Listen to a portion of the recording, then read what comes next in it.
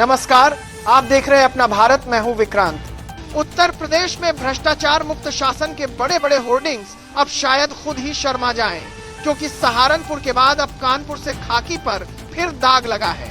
मामला सिर्फ नाम का नहीं, ऋषिकांत शुक्ला नाम के इस अफसर ने पूरे सिस्टम की आत्मा को झकझोर दिया है। फिलहाल मैनपुरी में तैनात सीओ साहब पर आरोप है कि उनकी जेब में तनख्वाह नहीं, खजाना चलता था। कानपुर पुलिस की एसआईटी रिपोर्ट में बताया गया कि साहब के पास करीब 100 करोड़ की बेनामी संपत्ति है। अब सवाल ये है, पुलिस की तनख्वाह से इतना बैंक बैलेंस कैसे बढ़ गया? या फिर यूपी पुलिस अब रियल एस्टेट मॉडल पर चल रही है? शासन ने फौरन सस्पेंड किया, मतलब वही पुराना सिस्टम वाला फॉर्मूला। पहले सब चलता रहा, जब जनता जान गई तो एक्शन। विजिलेंस जांच अब शुरू हुई है, पर भ्रष्टाचार तो कई सालों से ओवर टाइम पर काम कर रहा था। एसआईटी की जांच ने एक और खुलासा किया, ये कोई अकेला भ्रष्ट अफसर नहीं था।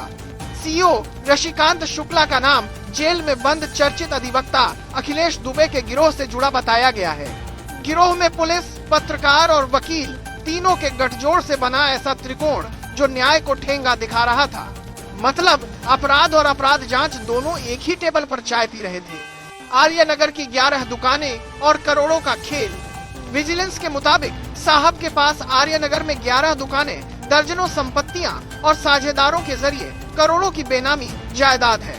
अब सोचिए, यूपी में आम आदमी 11 रुपये की दूध की थैली खरीदने से पहले सोचता है, और इधर एक अफसर 11 दुकानें एक झटके में खरीद लेता है। बुरा मत मानिए, पर ये वही नया यूपी है जहां एक 100 करोड़ का आदमी भी सरकारी नौकरी से निकलता है। योगी मॉडल पर सवाल। अब सवाल ये है कि जब सरकार जीरो टॉलरेंस ऑन करप्शन का ढोल पीट रही है, तो फिर ये सुर कैसे बिगड़े?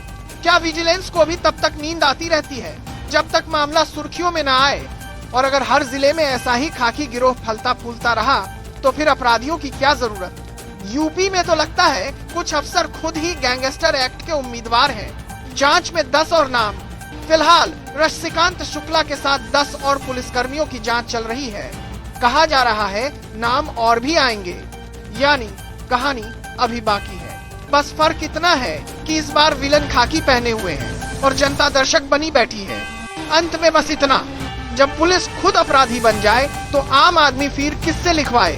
और जब सरकार भ्रष्टाचार मुक्त की बात करे, तो क्या कैमरे बंद कर देने चाहिए या हंस लेना चाहिए?